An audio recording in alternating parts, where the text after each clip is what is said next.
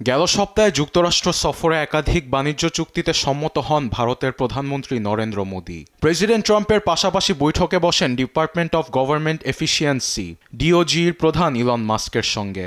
সেই জের ধরে এবার ভারতে আসছে মার্কিন ধনকুবের বিখ্যাত বৈদ্যুতিক গাড়ি নির্মাণ কোম্পানি টেসলা। দেশে নির্মাণ হবে কোম্পানির কারখানা।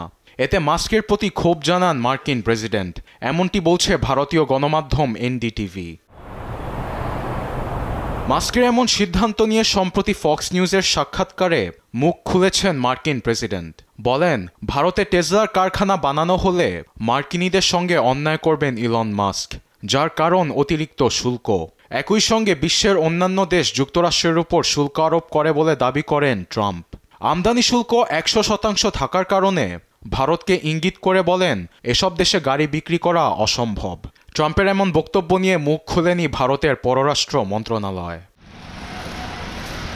তবে এনডিটিভি বলছে, মার্চেই ভারতে আসছে বৈদ্যুতিক যানের উপর নতুন আমদানি শুল্ক নীতি, যেখানে $500 মিলিয়ন বিনিয়োগ ও কারখানা স্থাপনের বিনিময়ে 100 থেকে শুল্ক নেমে আসবে 15%।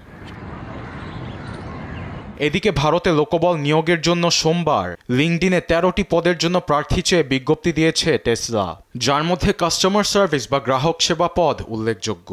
একই সঙ্গে কোম্পানি মুম্বাই ও দিল্লিতে 2টি শোরুম খোলার সিদ্ধান্তও নিয়েছে। এমন পরিস্থিতিতে এপ্রিলের মধ্যেই ভারতের বাজারে টেসলা আসতে পারে বলে আশাবাদী মোদি প্রশাসন। আরবেদ আফসার, নিউজ ডেস্ক, দেশ টিভি।